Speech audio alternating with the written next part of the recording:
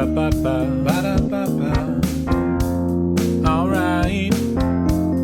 Promoter 101. Promoter 101. Promoter 101. Promoter 101. Promoter 101. Promoter 101. Promoter 101. Promoter 101. Promoter 101.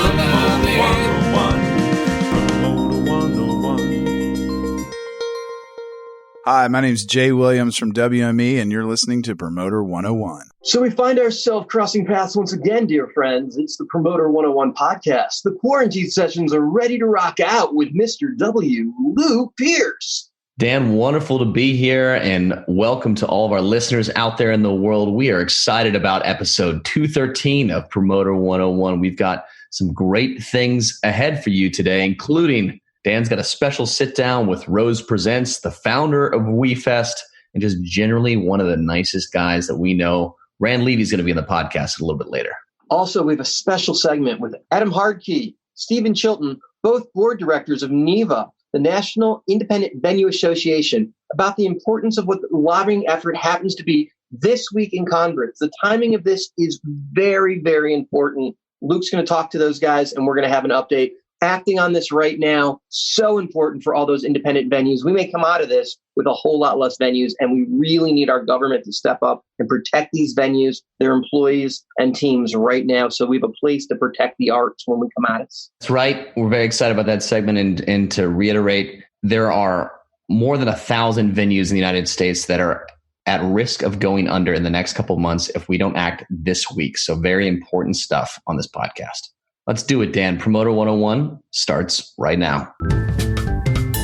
John Valentino with AEG Presents, and here we are on Promoter 101. Sadly, many of our episodes are in the past. Don't worry, we've saved them for you so you can go back and research and revisit all of those great episodes at promoter101.net. We have them all saved just for you to check out as you wish. There's just not a bad one of those podcasts in the bunch. And so if you've got a free minute, check us out, drop us a review, or subscribe to this podcast. You know, there really were some bad stuff that we edited out. So I guess that's really, a highlight of Connor doing a really good job, because had you heard some of the original cuts, some of the things that didn't make the air, we wouldn't be able to say that, Luke. Yeah, I would say that the final products, there's not a bad one of the bunch. There's certainly a lot on the editing floor that Connor has done an amazing job of cleaning up, though. Some of those early Aspen Live late night sessions that you go back and none of it's audible because we'd all been drinking too much before we started recording. None of that made the air. We should probably release the fucked up sessions at some point, but those were just so inaudible. I prefer that. I prefer to think that it was us being as high-minded with all that mountain air, Dan. Well, we were high on no. Hi, this is Melanie Davis. I am the tour marketing director for ICM Partners. I'm on Promoter 101.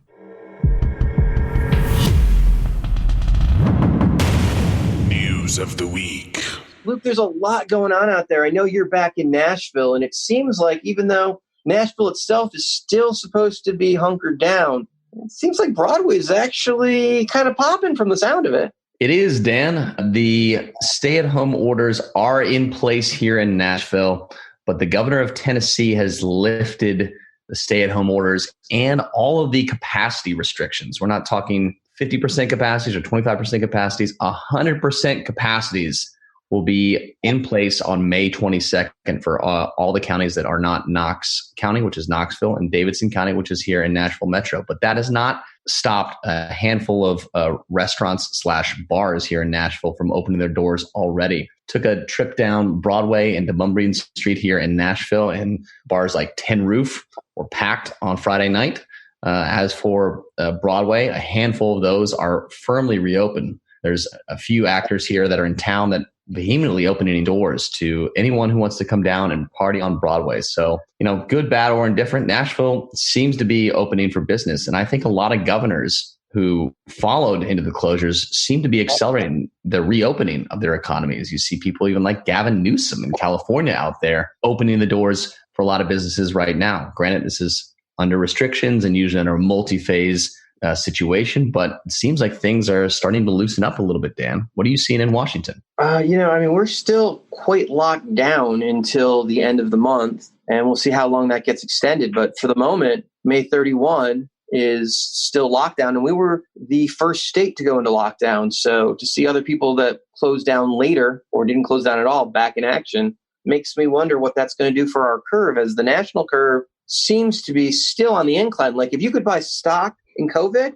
I would put a buy order in right now. It'd be a very good buy right now. Yes. Despite all that, we did have our top public health official here in Davidson County say that we saw, despite the ridiculous reports that were on a few news channels saying that we had like 150% spikes, that included a few surrounding counties. In Davidson County, for all the efforts we've done to stay at home, only had a 17% spike in cases last week as we started to ease back some of these openings. And I'm sure those numbers will get higher as we see more tests over there. But tests seem to be a little bit part of the problem, Dan. I know we've got a few friends out there who have undergone testing for both the virus as well as the antibodies right now. And I'm not really clear about how this is all working, but it seems to me that there's no clear or 100% accurate test out there. Well, if we're going to talk science, should we get someone that actually knows something about science in the room? I think that would be good to invite somebody onto the podcast right now. Dan, is there somebody in your house who knows all about this? I'm married to just such a person that has a deep science background. Oh, wow. This is convenient. Welcome to the podcast, Elodie Steinberg.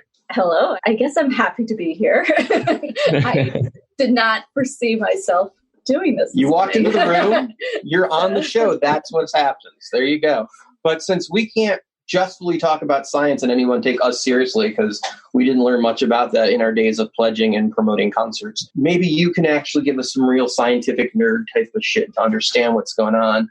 I mean, obviously the biggest hindrance is how stupid the testing is at this point. It's like the super fast testing from Abbott Laboratories coming back with the insane number of false negatives and what the White House had been using. Yeah, so probably why they're having a little bit of an issue within their system right now. Let's talk about the test right now. So getting a test is one thing, but now the antibodies, now there's so many tests that aren't accurate or are accurate, or the percentage of them is back and forth.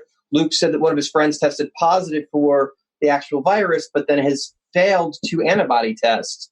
What's going on with the antibody testing? Antibody testing could be that the test itself could be giving false positives. It's like, I don't think it's really a question that these were rushed through productions as far as, so there's not a lot of extra fail proofs as far as making sure that they were going to be accurate. So there's not like one standard test, right? There's like many, many tests that were rushed out, many different styles. So knowing which test is how accurate and which one is accurate versus which one isn't. Right. Plus not knowing what sort of antibody load one needs to have to be able to possibly be safe from contracting COVID. It's the same with vaccines, where some vaccines you have to get multiple doses. Sometimes you have to get a booster later on in life, things like that. It's just because the viral load doesn't stay high enough to be able to continue to protect you. So this is way too new for us to know exactly what viral load needs to be for you to be able to be protected from the virus itself, from being able to contract it again. It's like obviously hopeful, but whether it mutates as much as like the flu does, which is why it's really difficult for the flu vaccine to be accurate every year, is a little bit of a wait and see at this point. But we've got great scientists that are working out there in the labs, and they are working just as hard as we want them to be. It's like there's promising study in the Oxford laboratories that have been working on a vaccine that they've been working with some monkeys and that's like, I think 2 or 3 weeks in. So we'll just have to wait and see, unfortunately. So everybody has to be patient? Unfortunately, that's what science is. Science is a little bit of patience. It's not exactly. People who want immediate satisfaction do not go into science as patience is something you're so good at, Dan. So I feel like you'll be great at this. Well, I think that's the whole thing. And I think, you've heard guys like Kevin Lyman talk about it, that, it's just like, that's the one thing the industry is really good at, is figuring out how to do something quick, get it up, get it down, and move it to the next city. It's not really what you're seeing right now because no one's figured it out yet. So it is good to hear a little bit of encouraging news that there is a case study happening in Oxford with a consortium of 7 or 8 different organizations supporting the fact that there might be some sort of positive news about a vaccine by the end of the year. But is there anything to suggest that other than that study, that we might see that type of scale of distribution of an effective vaccine by year's end? I would think it'd be very difficult by year's end. I married a nerd, and it actually paid off. You married a brilliant, smart, and funny and wonderful woman, Dan, is what you married. And we're lucky to have her on the podcast to give us a little bit more advice and perspective on a serious science issue. And thanks for coming on, Melody. Thank you, Luke, for the compliments. How is he still single, ladies? Snatch him up! Hey, this is Scott Leslie with SBC Live, and you're on Promoter 101. We have a segment right now with Adam Hartke and Stephen Chilton, the board members of NIVA, the National Independent Venue Association, about the lobbying efforts happening right now this week in Congress. All right, everybody. A couple of weeks back, we were lucky enough to have Dana Frank, the CEO of First Avenue, and one of the founding board members of the National Independent Venue Association, a newly formed trade organization that's doing some important work, to come on the podcast and introduce the great work that they have set out on. And in the weeks since then, some really exciting updates and some really important things happening. NIVA has signed up more than 1,600 members. Those are venues, promoters, and festivals all across the country. And right now they are engaging in some very important work and lobbying our representatives in Congress to provide relief to some of their members. And today on the podcast, we are very excited to welcome NIVA board member, friend of the podcast, Steve Chilton, and one of the precinct captains from NIVA, organizing some really important lobbying work from Hartke Presents, Adam Hartke. Hey. Welcome to the podcast, guys. We chatted before this and we talked about all the amazing work you're doing in membership, and more than 1,600 members in a short period of time. The way you guys have organized has been really impressive. And part of that organization was a pretty stunning internal study that you guys released about the length of time that your members can last without any sort of federal funding. Let's talk a little bit about this internal study and some of the findings from it. You guys want to share anything for us? Yeah, we just did a very simple blind study on how long our members could last. And over 90% of our members said that they could not last 6 months without assistance. And a lot of our members said they couldn't even last that long. I don't think many people in this industry think that we're going to be hosting shows in the next 6 months. It's just a pretty devastating number when you hear it that way. You're saying 9 out of 10 of the 1,600 members in your organization would not last the next 6 months. They do not have enough cash on hand to cover their bills at a minimal level for the 6 months. That is a pretty insane and scary stat for sure.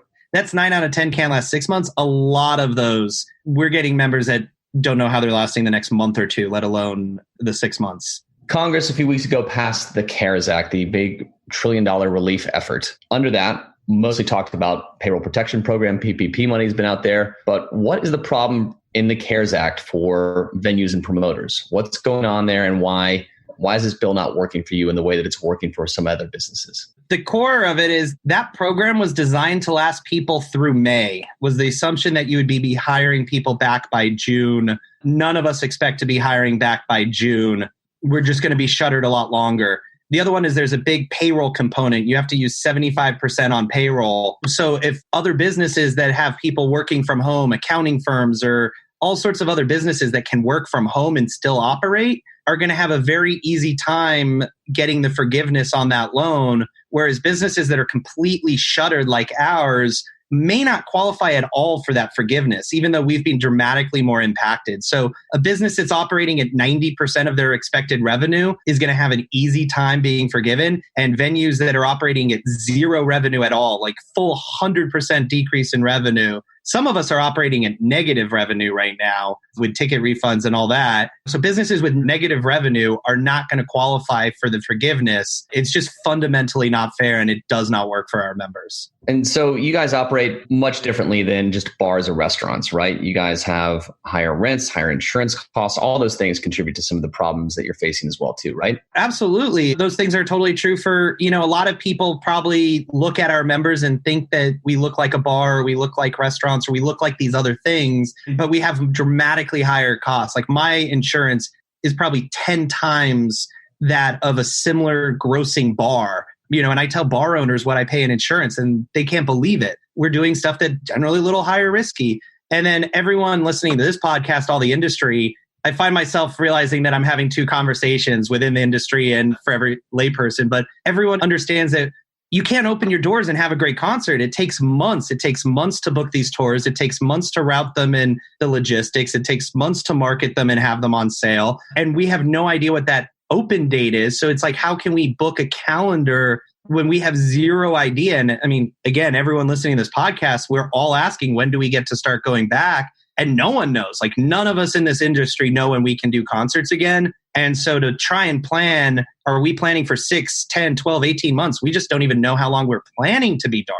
Yeah, and we're all really dependent upon full capacity reopening. I know there's a lot of talks in a lot of places of 20% reopening or whatever, but that's just not feasible a lot of times in venues. It might work in restaurants or bars, but the overhead that it takes to put on a show, we're not looking at a 20% break even on those. We're looking at 50, 75, 90. Sometimes there's sellouts that, we have to get to break even at full capacity. So pair that with the additional security and staff needed to socially distance, and then also the additional staff for cleaning and all the additional PPE and cleaning equipment that's beyond staggering. We have to be able to open at full capacity really to make it work. These are all very unique challenges. And so it makes a lot of sense to me why something that's designed to support a restaurant may not work for you guys. But luckily enough, there is something that's going through Congress this week, a revision, second round, if you will, of the CARES Act. You guys are organizing phenomenally internally to rewrite some of this legislation to support your members,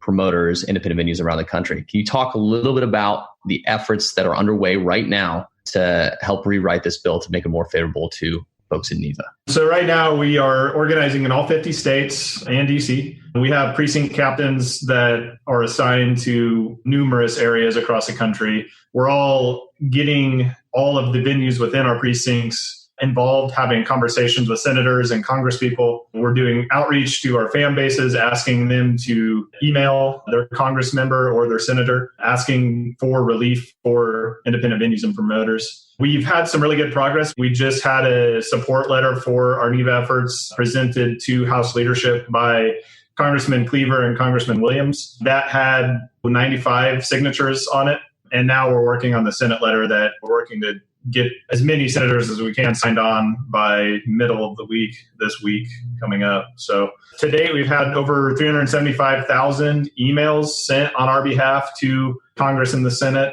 across the country. From what we're hearing, we've partnered with Aiken Gump, a lobbying firm out in DC. They're blown away by our efforts and by the amount of change we've been able to initiate in the last 3 weeks, really 2 weeks. We're making good headway and we're going to keep pushing.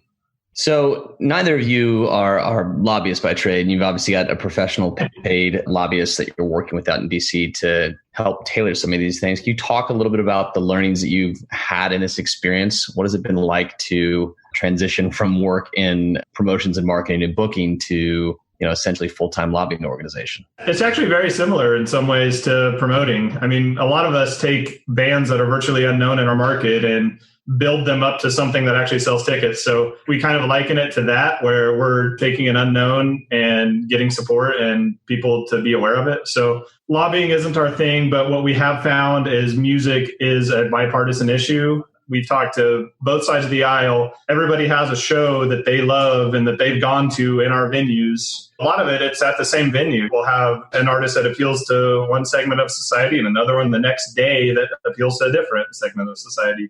And so that's been encouraging. The other one is this is a very grassroots effort, and we're all used to marketing on a grassroots limited budget. We have massive email lists, massive social followings compared to other businesses. We have small press operations within our city. It's like, I can't get a lot of press, but I can get a lot of press in Phoenix, and Adam can get a lot of press where he is. And, all our precinct captains can get press in their city. And so we're able to really go and activate this audience, because that's what we're used to doing, is reaching out and getting music fans engaged with very limited budgets. We can't do it on a big scale, but we can all do it together. And the response has been good. And I think all the Congress people realize we don't have a big budget. We're not the NRA that can go tap their supporters every time they have an issue. Like, we're creating this from the scratch, and everyone in DC knows that. We're getting people to use our website, saveourstages.com, and you fill out that letter who have never written their congressperson before. They're coming at it from all sorts of different angles, and that's why it's resonating. Yeah, there's a reason NIVA hasn't existed before. It's because we've all been in the shadows just doing our own thing and operating, and we haven't ever really had the need to organize and do something of this scale. But that also speaks to how dire the situation is. And I think that that's getting through to people like, okay, we've never heard from these folks. Most folks in NIVA have fought tooth and nail for their whole lives to get to where they are and done it without assistance of any kind, and probably lived in questionable areas and done shows in questionable facilities and done lots of questionable things just to get by. Most of them are at a point where it's supporting them enough where they can actually finally have a house and have a family. And so that's the kind of things that are really driving this and the organization and its newness. And I think it's speaking volumes to how dire the situation is. And then you take that back to the 90% of the folks involved won't survive, and it paints the picture well. We also have a lot of our members, often competitors in their own market. So, we've got basically every venue in Arizona, and a lot of these people don't work together. We're not used to working with each other. We're working independently. And now we've got this lobbying effort where people who are very fierce competitors are working together, trying to save each other. And it's been pretty powerful that hopefully some of those relationships end up a lot stronger at the end when it's like, oh yeah, we are all fighting for the same thing right now. We talk a little bit about how representatives are responding to some of your efforts, Adam. When you tell them that 9 out of 10 venues might go under in the next 6 months, what are they saying to you? Most of them are overwhelmingly supportive. They all realize what we do for the communities we're in. I mean, we're anchors for a lot of neighborhoods, cities as a whole. I mean, we drive tourism, quality of life for the other workforces within our communities. We have huge economic impacts. This is something that most cities and visitors bureaus and things tout. When we take that information, something that we've never discussed with politicians before, and we give that back to the politicians, say, hey, here's all the things that we do for you. They get it. I mean, they understand. So the response has been positive. They realize that we are all facing last phase business and actually beyond last phase. Steve said earlier, just because we can kick the doors open and go back to shows at full capacity, it's going to be a few months before we can actually get back to shows at full capacity. And it depends on a national reopening. So just because here in Wichita, Kansas, we can open our doors, doesn't mean that Denver's in the clear and Dallas is in the clear and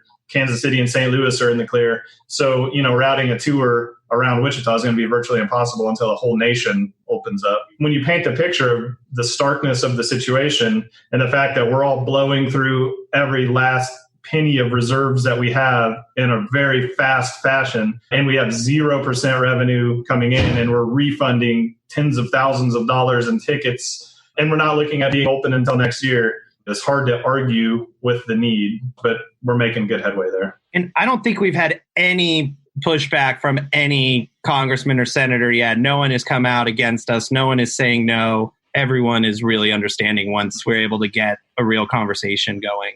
Now, Steve, you and I talked last Friday about some of the outreach efforts to the artist community as well, too. You've got venues out there emailing people from their venue list, but now you're starting to engage artists and artist teams in order to expand the outreach and draw more awareness into your work. How is that going? It's going great so far. And one of the things that we've been saying for weeks is how important we are to the artists. And, now we need the artists to come out and validate that and show their support. And so far, it's going pretty good. We've had like 200 artists share it, as from Mavis Staples to Dylan Francis to Bon Iver to Killswitch Engage to Angels and Airwaves, Bonnie Raitt and Joan Baez. Like, the list of artists is the most unique festival you've ever seen if you saw it that way. And it's just starting, but we need that outreach now. We need artists sharing and driving their fans to saveourstages.com to write their congressman now. Like, if this bill happens without us in it, it might just be devastating. There is no round two. There is no second chance. Everyone is saying that there won't be another stimulus until after Election Day in November. That is after that 6-month stat is already passed. So a lot of artists have been supportive, and it's like, we need that action today. We need that action tomorrow, because if they come out supporting us after this bill, it may or may not be too late. We all love working with artists. That's why we do what we do, is we love working with artists, but we need that support this week. For everyone listening to this podcast, what can they do right now to help your efforts? Go to saveourstages.com and send a letter to your senator or congressman. If you have artists that you work with, get them involved to share the Save Our Stages information. Have them ask their fans to email their elected officials. And then also just get anybody you know in this industry to do the same. I mean, we're all on the same team in this situation. We want to reopen so we can get back to doing shows. We want to get through this. So that's what we can do. Yeah, I just want to say we're not just fighting for the venues. We're fighting for this industry. We're fighting for the artists and the managers and the agents and everyone that builds their businesses off the shows that we book. We all want to come back, and we want to be working with the agents and managers. And these artists are not going to be able to tour if we're not there for them to play to. And it's like we're trying to fight to save this industry, not just ourselves. Stephen Chilton, Adam Hartke from NIVA, thank you guys for all the work that you're doing on behalf of independent venues and promoters around the country. If you guys ever need a platform to talk about these things, you're always welcome on the podcast. Thanks for everything. Yeah, thank you. Such a fan of Stephen and Adam. It was great to have them here on the podcast. Everybody, please write your congressman. Get them paying attention to what's going on. Save our venues. Jim Glancy, Barry Presents on Promoter 101. Tweets of the week. It's the name of the show, so we'd be absolutely remiss if we didn't talk about it. Dan, you've had a good run in the past couple weeks on tweets, and this week you didn't shy away from anything here. So let's start here. This is good. Could I get way less reality in my mix, please? I don't know how it sounds in the house, but it's way off balance up here. Amid has never been used so much in history as amid coronavirus pandemic. Oh my God, I'm so over amid everything. Fuck amid. In these uncertain times, you are over amid right now, Dan? I'm certain about that, Luke. Wordplay. Is it just me, or is this whole thing getting worse? Oh, man, the roller coasters of up and down are just insane. This is a fun one, Dan, because this seemed like something real had happened. When you're on a business call with someone that is clearly high. Oh, Zoom calls. I was so actually positive this happened because I could literally see the white ring around the nostril on this one, Luke. He did this right on a fucking Zoom call in the middle of the afternoon. Quarantine times, Dan. I don't know what to say. That'll do it for Tweets of the Week. Make sure you keep up with Dan, join the conversation, and follow him at The Jew.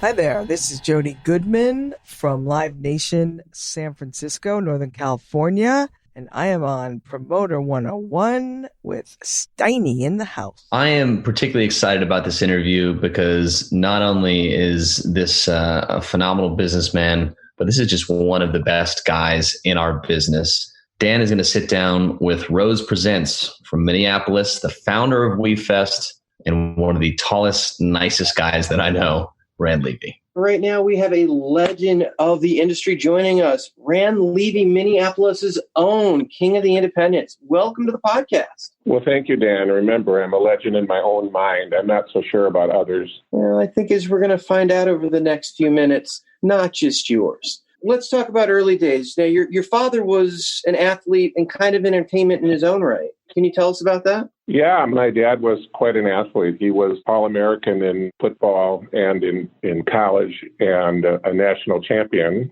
And also, he was the national heavyweight champion wrestler in college. Had there been an Olympics, it would have been his sport. He eventually went on to, as I mentioned, play professional football, including in Los Angeles. The Cleveland Rams moved to Los Angeles, and he also wrestled professionally for many years. So I was born in 1949, and throughout the 1950s and early 60s, he'd drag us along, but I'd go along to watch him wrestle at different state fairs and county fairs, and it was a very fun experience in my life.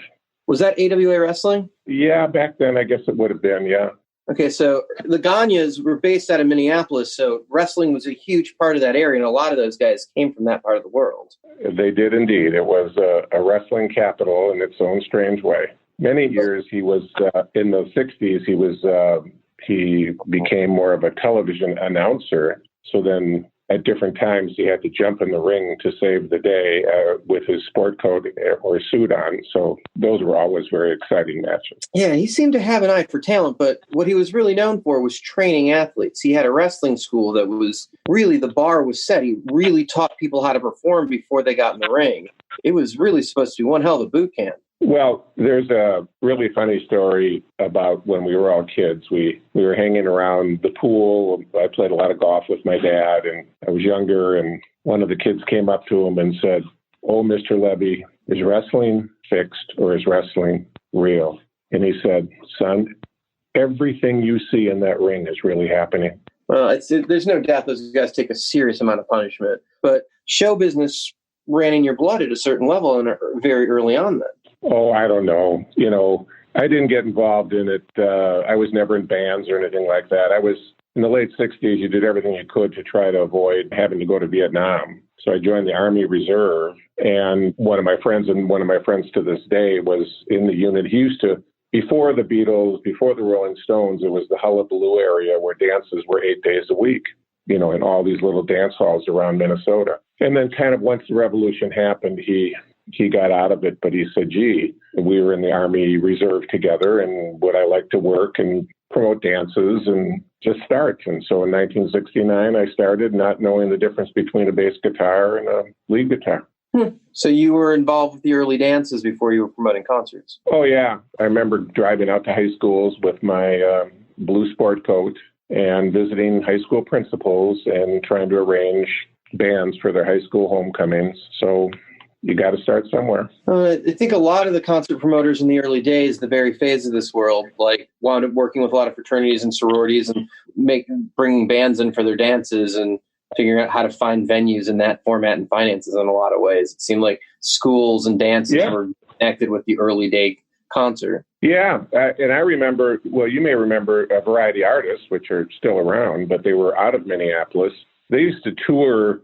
They would buy John Denver for 30, 40 dates at a time and tour them around the country, or in many different bands, the Association and, the Grassroots and lots of college bands back then. And I remember visiting with a fellow named Gordy Singer, one of the principals, and he just said, "It's a big business. There's room for everybody." And I just kind of took that as my lead and started buying and selling a few bands and promoting a few college concerts. And pretty soon it wasn't long, and then a famous agent, Bill Elson, gave me a call because he was at Premier Talent by then, and they were really trying to establish their network, and they had nobody for Minneapolis, St. Paul. And he said, if you'd buy our young bands, the Foghats and REOs and Blue Oyster Cults and Journey and eventually Springsteen and whatever else came down the line, Edgar Winter and Johnny Winter, and you'll be our guy. Talk about timing. Yeah, I've told the story a few times that I worked with some guys at a local head shop because at least somebody had to have cash. Gosh, it must have been by then 1974 or so. And we had sold out Jay Giles at the St. Paul Arena. John Domanian was the road manager, and John was quite an Italian figure. Woody Allen used him in many, many movies just as an iconic-looking Italian tough guy, very sweet guy. And he came up to get paid, and I said, "Hold on." They were collecting ticket money back then. Of course, tickets were hard tickets, and he ran out and got the cash and brought it to the show. And I went to my friends with the head shop, and I said, "Where's Al?" And they said, "Oh, Al got busted today." He was a part-time marijuana dealer, and he thought all the cash he had on him was from selling pot. So I said to John, "I got a problem." And he said, "You know who the manager of Jay Giles is?" And I said, "Yep, it's D. Anthony from New York." And he says, "And you know who the agent is?" And I said, "It's Frank Barcelona from New York."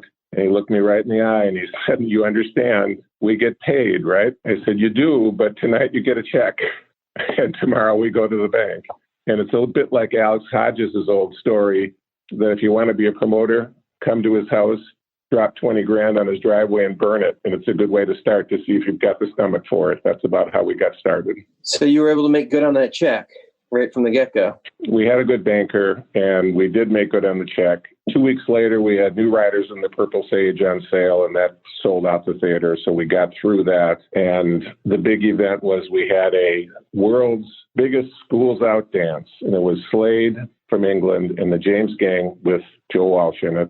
Brownsville Station, the group out of Michigan, and the Charlie Daniels Band, and it probably was all for $5 or $5.50 or something. We were in the St. Paul Arena back then. It just exploded, and it's just timing, like you just said. And we made money, and we thought, this is a great business. Here we go. Can you give me an era? It sounds like late 60s, early 70s. When did that fall in? I think it was probably closer to 74. Frank Barcelona's network starting to come together in a pretty big way at that point. You've got guys like Barry Fay established in Denver, obviously Graham in San Francisco. Randy McElrath was in Milwaukee then. And, the guys from Jam, I think, were the premier talent bookers in Chicago. Irv Zuckerman was in St. Louis. The pieces coming together. You get some of those guys like Messina starting to show up on the scene and, yes. Gongaware, some of that stuff already coming together. So you're in a market that's been known for independents and some great independents. Sue McLean came out of that market. Compass was there. You guys have been there for ages. In the last handful of years, Live Nation has come into the market. AEG dabbles in the market. First Avenue is probably one of the strongest independent venues in the country. But you got a market with a true independent spirit. It clearly starts with promoters like you and Sue laying that foundation that people like have that relationship and want to work with you guys. Well, there's that, but good. Denver's, as you know, was always a great market. Seattle was a strong market. I think you had Minneapolis, St. Paul was the home of the two largest record distributors in the country. One was Heileker's, which were all the Musicland stores around the country. And the other one was the Lieberman Group, which did a huge amount of business with all the independent, not Musicland stores.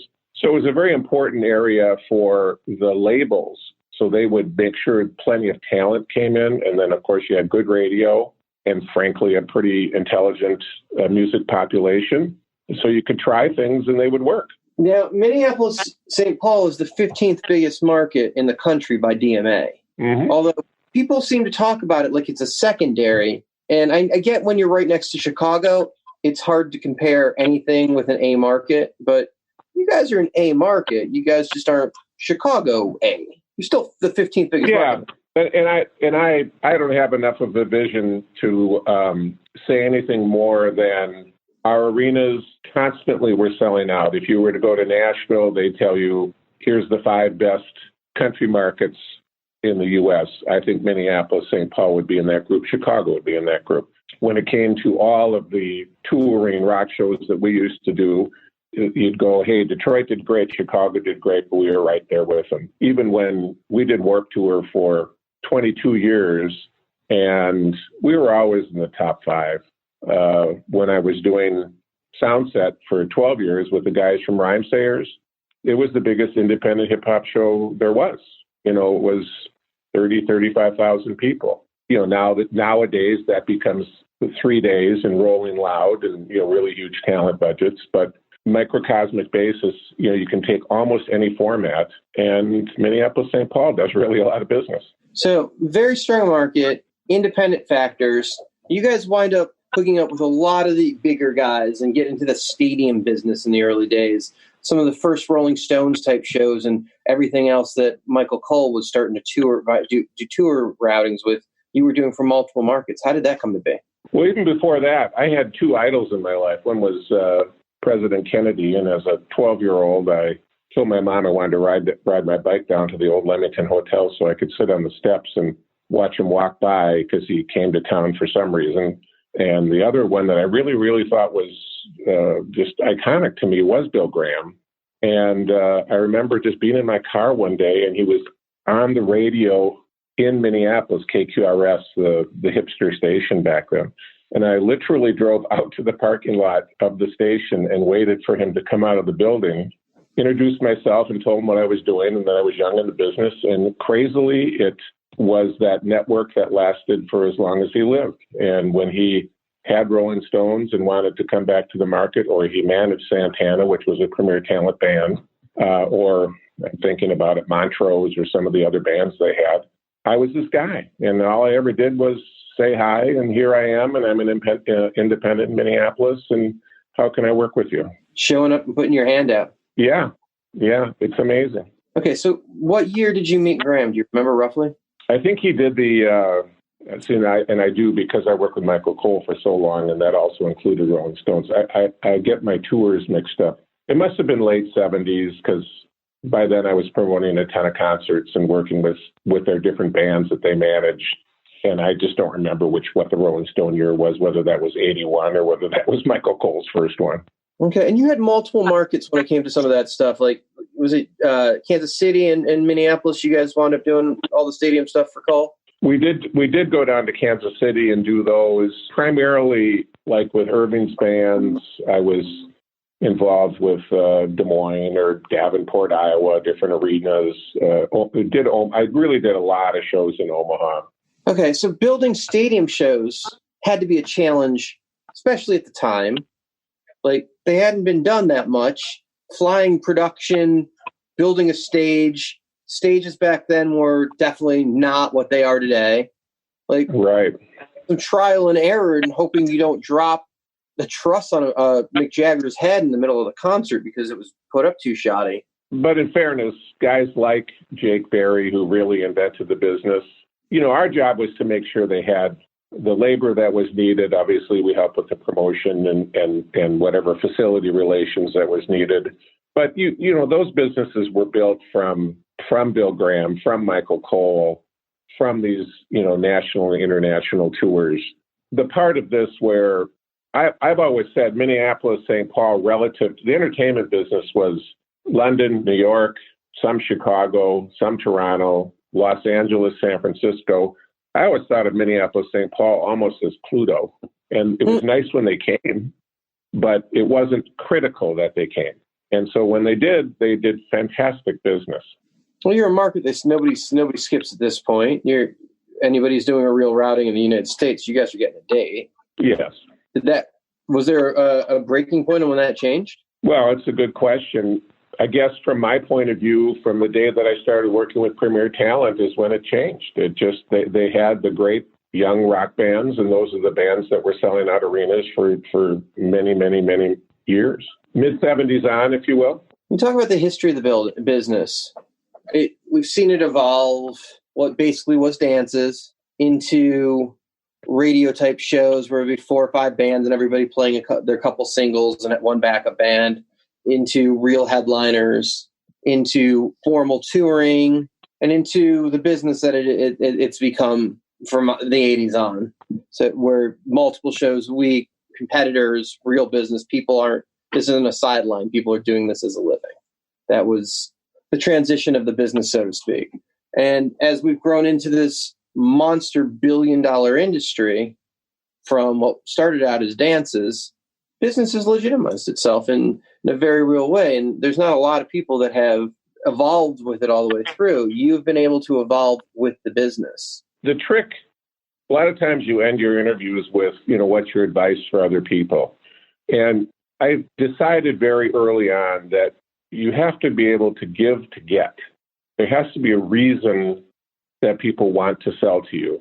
And the quandary with the one-nighter business is that it works if those people want to sell to you. And as you've seen this evolve, and as Live Nations have evolved, and as AEG, and as national touring, as your touring, as the actual one-nighter business, very early on, I think starting in, I have to think about it, but certainly by 1985, I recognized that there was going to be a limit to that. So the current hot word for me is pivot. How do you pivot with your business so that you have something to give to get? Back then in 85, I bought into the Country Music Festival, the We Fest. We built to be the biggest country music and camping show. Sold it after 30 years, and ka-ching, it was a wonderful return all the way through. But it wasn't 13 years ago that Jay Bird and I were talking, he at Rhymesayers, and Gene, my partner, we were talking about trying to create this, hip hop warp tour sort of thing, as a one-day show in Minneapolis. I just keep thinking that the only way I could ever survive is finding properties of some sort. Agents would say, we want to work with you. You have something that we want to work with.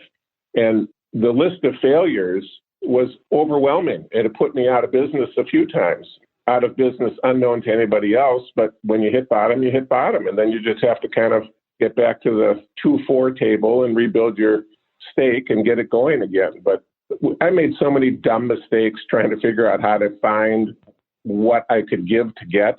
But that's, thank you, world of promoting. I ended up with a life of it. So you evolved into the festival business, which you did very well with. We obviously was very successful. Rhyme Sayers did very well with you, and it continues to grow, right? But and then you built what would have been more of a benchmark festival like Bonnaroo, 10,000 Lakes, where you guys tried, 5 years? 6 or 7, yeah.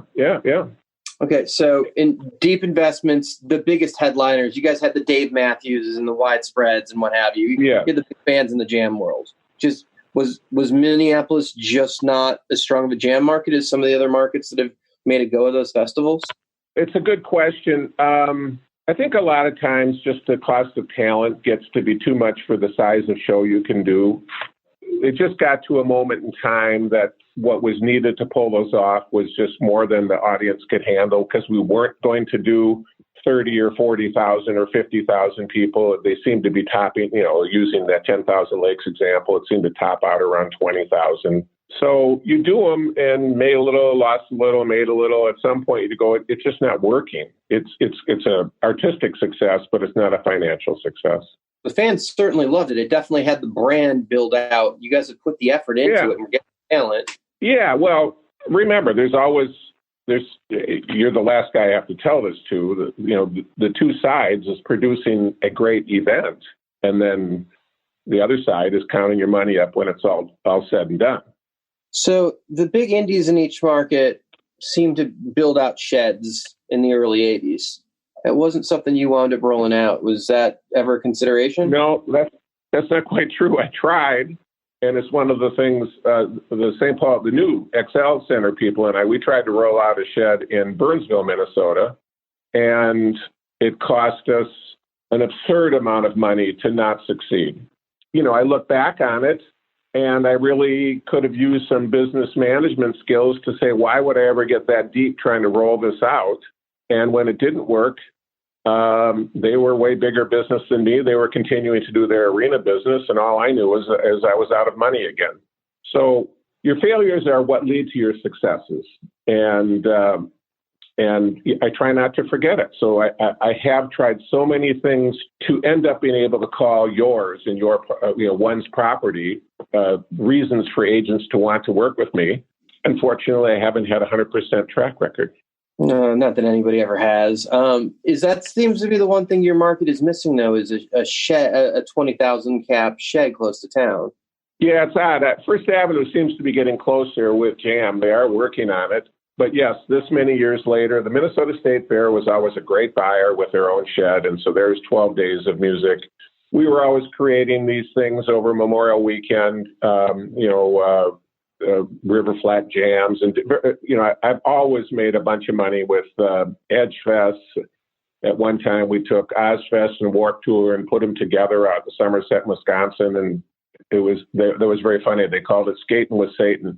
And we did 39,000 people. And I think it was probably the first time I met Louis Messina. And he was kind of giving me the look going, what is going on here? But, it's, mine and all these guys, that have been around. You don't stay around if you don't have successes, but you also don't have successes if you don't have some failures.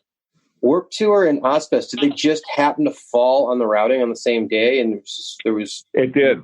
It did. And I've always believed that audiences are really, they're more fungible than people think. You kind of get into this weird space of, that doesn't fit together. And I'm not trying to combine Ozzy with Barry Manilow. Right. But kids are kids. They want to rock. And there's plenty of stuff to rock with on a Warped Tour. There's plenty of stuff to, new music, plenty of stuff to rock with on an Ozfest tour. The dates fell at the same time. We put them together, and it was overwhelmingly successful. Yeah. We met in the 90s through Gene Hollister, who's your partner at Rose. How did you and Gene wind up coming together? Because obviously you've been in the business quite a bit longer than Gene. Well, before Ticketmaster came to town, we ran our own ticket business through a now defunct department store chain. But again, it's no different now than it was back then. You controlled as many income sources as you could to survive. So ticketing hasn't changed. We ran our own ticket business back then. We were doing a ton of general admission shows at both arenas, St. Paul Arena and the Met Center. And Gene started in with a ticket company back then. And I forget the exact year. He went down to Kansas City to work on something that we were doing with Phaline, another wonderful failure, a 50-year orchestra that was our partner went out of business 3 weeks after we announced the entire summer. It was a good one. The Summer of Stars, brought to you by the Kansas City Philharmonic, and they went out of. We announced it in either late April or in May, and they were out of business by May 15th. At any rate, Gene came back after that, and I said, "Let's go." And I think that was in, kind of guessing, about 85. Got it. So you and Gene grew together, and obviously there's a long relationship there. And was it always Rose, or did you guys form Rose when you guys became partners? No, it was the company originally was called Schon, Schon, German or Yiddish if you were Shana. Schon Presents, and I left when I bought WeFest. I left my original partner because we were out of money. We were developing Renaissance fairs, and I had made plenty of mistakes in the early 80s, and it was just better to separate. And I am able to say that he and I are great friends. My wife and I were married out at his place, whatever it is now, 12 years ago or something. And times change and relationships change. So at any rate, back then, Gene had come back from Kansas City, and I said, we're back to the $2 and $4 table, but if you want to give it a shot, let's do it together. And you rebuild your stake. You go to the Caboose or First Avenue and do some small shows, and then a couple of the bigger ones come around, and you make a run for it. So over my years of knowing Gene, at some point we did some club shows together and expanded into some bigger stuff. And I want to say, I think the first thing you and me did directly together was you had taken on a run of Dolly Parton dates. One of those moments of a relationship can carry over into other markets. You and was Steve Moore, maybe? It was Steve Moore at the time. I think it was. Yeah, I think it was. Had put together a run of dates, and you ran all over the country and cleaned up with that. But, it was one of those early days, like watching you settle a show, and you got your own style for sure. It's definitely not everything has to be strict and whatever. Like, you can have some fun at this. Honestly, we're only given the day today. So when I'm on the road, which is not frequent anymore, I'm not a guy that uses the computer to settle. I just give me the bills. We'll write up the pages. It's very old school. But truthfully, Gene doesn't let me sign checks. He doesn't let me settle shows. He controls every cent, and he tells me when we're allowed to take paychecks. So much of what I try to do, I say this in the best of intention, I try to keep kicking myself upstairs. I'm at an age, and I like to mentor people. I'm creating a new festival. Well, actually, introduced by Ernie Granite, one of those Christmas lighting festivals that I'm trying to develop for Minnesota. I've brought on a couple younger guys that I can mentor, and I think when it's all said and done, it'll be 15, 20, or 30 years worth of a whole new thing that I've started that will just work fantastic. Continue different projects, different relationships, different aspects. It's all entertainment, Renaissance festivals, dances, festivals, concerts, now Christmas light shows. Well, you and I are we're promoting. And when people look to Dan and say, well, what do you think, what does it mean to your life? Or, you'll have your own response. You're giving great jobs to lots of people, and you're creating or helping push these events around the world. These are other people's memories. What do promoters do except try to put together really safe and really fun events that are a great time for people, and from our side of the fence, that there's enough money left over, we can go, this is worth doing. Bill Graham always said there is a ton of money out there. Just do it right. Certainly a relationship business, and the way that you've continued to build your relationships has always been an impressive thing to watch. But the one thing I've always really liked about you is you kind of take to your own path. You've got your own questions, and you look at things a little bit different than everybody else. Very, very smart person, but you got your own way of looking at things. It's not necessarily based on volume. It's based on your own process. Well, it is. And I probably have an equal number of detractors as friends, but I like to think we are friends, as you know, you and Gene do a ton of stuff together up this way. And when we're friends, we're friends. And it's only money, man. So after you get past that, let's try to do business with people you like to do business with, because there has been a few that I can think of, and you go, it's too painful. And life's too short, just way too short. It's amazing the people that make it hard to do business with them. You scratch your head and you go, what is it that happened in your house that you got to come to work and you have to yell? I mean, what is it that makes it so you need to inflict pain on others so that you can get what you want for your artist? And whenever those crossed my path, I just avoided them. Yeah, easiest possible path of least resistance is usually the hope. But you find people that start fires so they can put them out, so the band can see them put out the fire that they started. It's always a weird thing, especially when they get caught lighting the fire in the first place. Yes, indeed. Over time, I've never been one that wanted to work 8 and 10 and 12 hours a day. I've had plenty of situations that I've had to put plenty of hours in. As you get older, I'm trying to grow old as gracefully as I possibly can, because our lives are so much more than, I'm a promoter. We're parents, we're people, we're mentors, we're educators. It's just so important to remember that the great line now, you've probably seen it on the internet, is when we all get back to work, let's try to remember that we're a non-essential business. No, it's an amazing thing. I noticed when you were listing all the things you left off golfer, which I thought would have been the first thing on that list. I like to golf and ski, and they're lifetime pursuits. And actually, it's funny, my relationship with a ton of people because of golf has really helped me in my business. I quit going to Polestars and different things like that just because I had I wasn't really looking for more work. And I found that if I worked with David Levine and went to his William Morris event, I'd see plenty of people and find plenty of work. And obviously I've spent many, many years with John Barrick and his Pebble Beach event. And it's been wonderful in terms of my business, but it isn't why I did it. I did it because it's a heck of a lot of fun for me. So it's definitely a great network tool, as is the skiing. You've been in Indy since you would have been considered the major for your market. When the big independents in the market weren't considered independents, they were considered the majors until the roll-up started to happen. Did you ever look at selling, becoming part of that SFX roll-up? Or no, but for a couple reasons. I never had the asset. I didn't have the amphitheater. There wasn't, what is there to buy?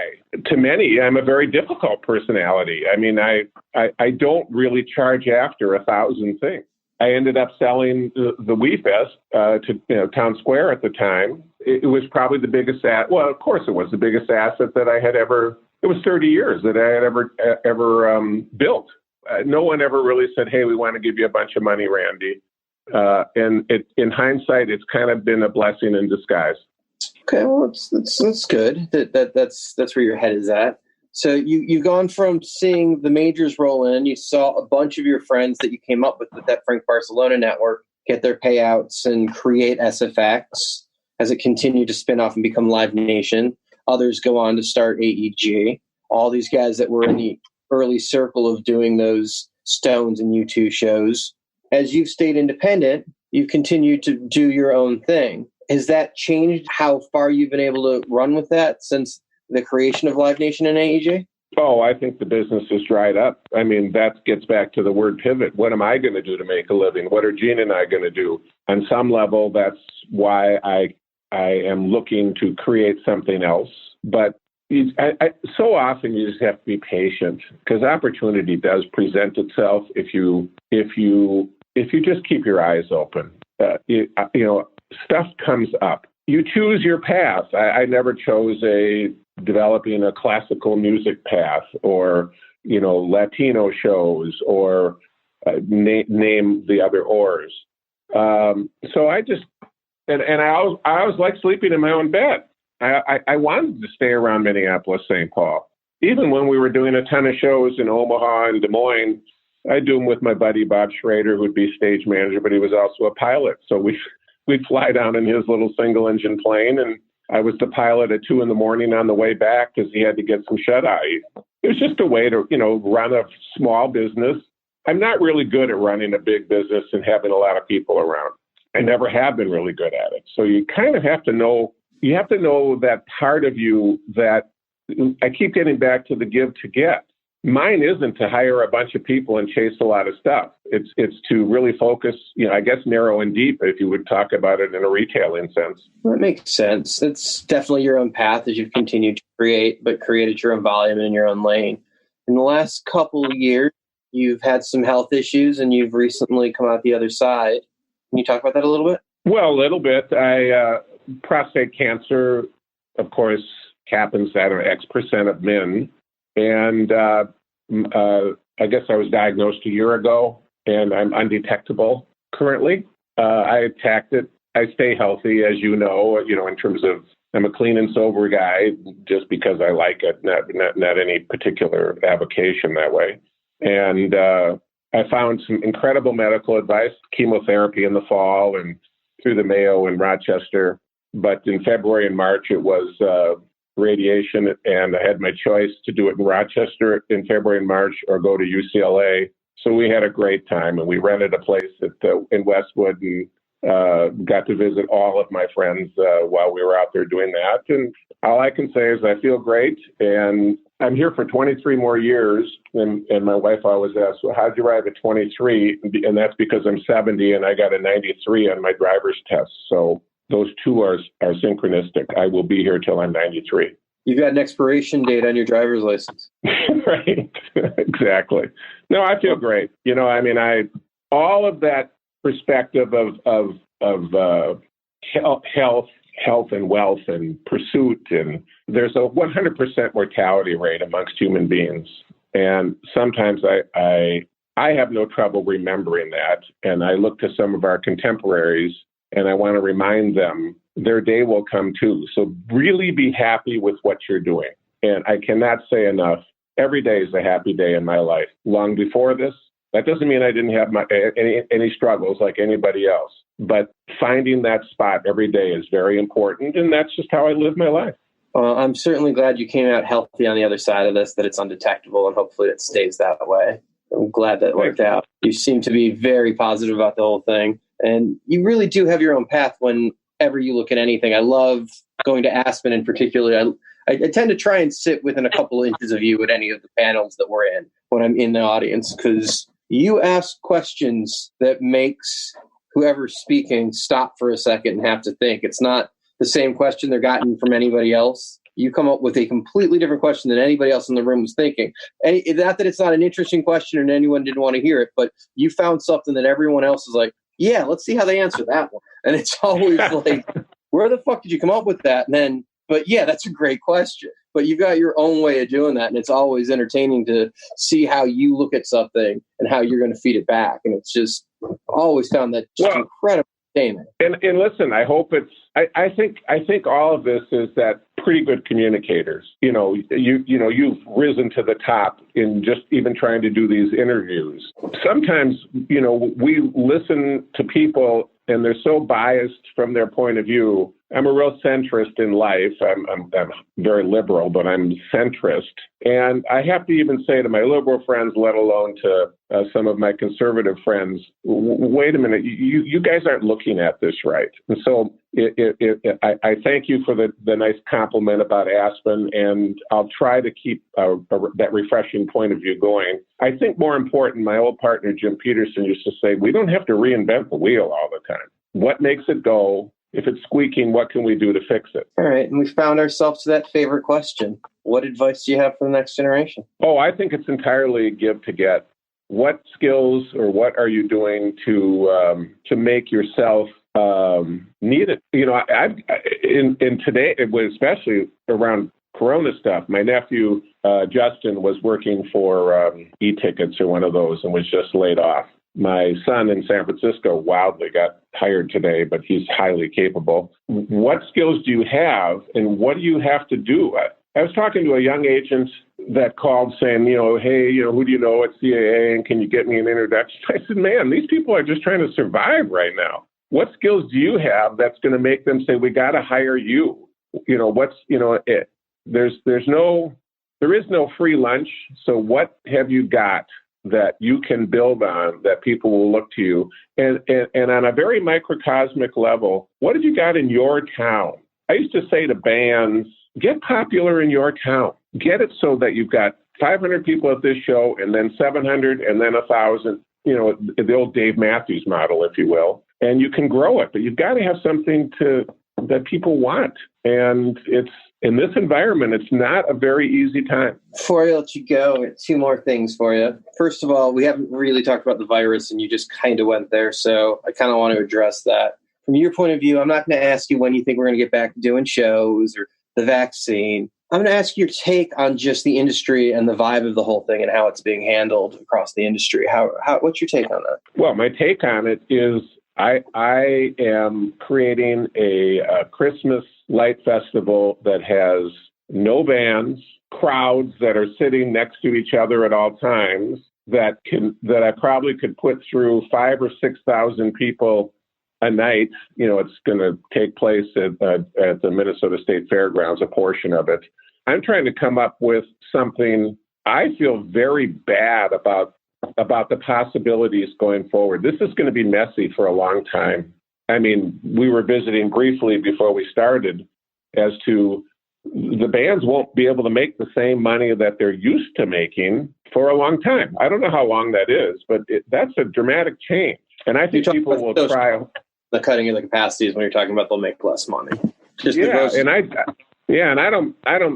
I think drive-in concerts, I think a lot of that is just people trying to make work. I don't see that as anybody's real answer. So it's going to, because the business is going to be off, what can you do to try to figure out how to get some revenue going? In my world, I've just said it's off. Find something, pivot, find something else to do. Okay. And to leave on a fun, positive note, you've interacted with the biggest personalities that built this business.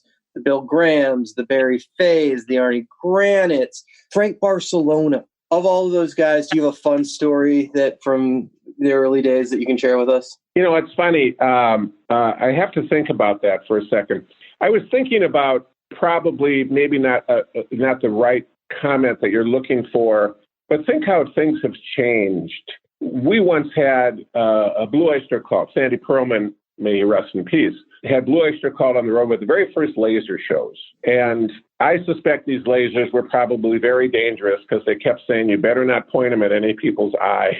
But nonetheless, he's on the road with Blue Oyster Cult with all these lasers.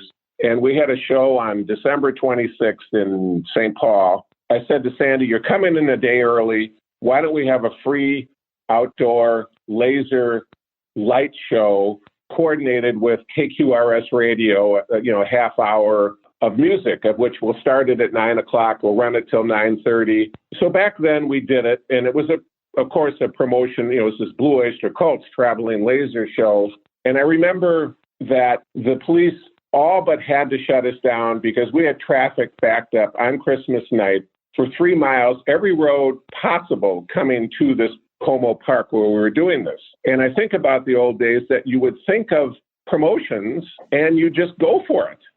This is long before the tour designs. You had to create your own ads, create your own stuff. And that's not to say that these other things haven't made the business incredibly more efficient. I remember Gene and I were promoting Spinal Tap, and he said, let's come up with a really fun way to promote the show so when people call Ticketmaster, if they want a P1 seat and they say, how much is it? He'll go, Ticketmaster would say, well, the P1 seats are Smell the Band. The middle seats, the second price level is see the band, and the back of the house is hear the band. And we sold out that show so quickly, faster than anybody in the country. And I remember the agent calling, going, "What did you guys do?" And Gene, of course, related the story that we were smelling, hearing, or seeing the band, and people simply loved it. Well, that's what changed in the business, is that you still need to be a good promoter, but you can still have fun. But sometimes there's restrictions. I can't thank you enough for making time and walking us through your fascinating career, the history of your early days in Minneapolis and the ride all the way from the biggest acts in the world, and you guys' ability to still do the smallest bands in the world at the same time and never having any ego about we were the promoter for the Rolling Stones or U2. We don't do Slayer in the club, because you do it all. We sure try. Thank you so much, Rand. I love seeing you. You're my first Zoom, so I love that part too. Thank you so much, Rand. Peace, love, and happiness to you, and talk soon. Rand is such a mentor and a friend, someone I can really look up to. I mean, he really is like the tallest Jew I've ever met. I think Craig Newman looks up to him. Like, he is fucking tall. Anyway, Rand Levy, such a friend, such a mind, and such a great guy. Right here on Promoter 101. Hey, this is Bill Silva from Bill Silva Entertainment. You are listening to Promoter 101. That does it. Episode 213 of Promoter 101 in the bag. Special thanks to every one of you out there being safe, tuning in, listening to this podcast, and a real special thanks to today's guests. Rose presents Rand Levy, NIVA board members Adam Hartke, Stephen Chilton, and Elodie Steinberg. Special appearance here on the podcast. Thanks for coming on. If you like what you heard today, let us know. We want to hear from you. Drop us a line. Hit us at steiny@promoter101.net. That's all for this week's Promoter 101 podcast. We'll be back next week with a very special panel session that should be, well, I'd like to say amazing, but since we haven't recorded yet, I'm hoping it's going to be amazing. Thoughts and prayers for that panel, Dan. Thoughts and prayers. We hope that you are all staying safe and wishing that shows come back as soon and as safely as possible. Cheers. Call your mother. This is Adam Stroll with Cervantes and AEG Denver, and you're listening to Promoter 101. Ooh. Ba-da-ba-ba.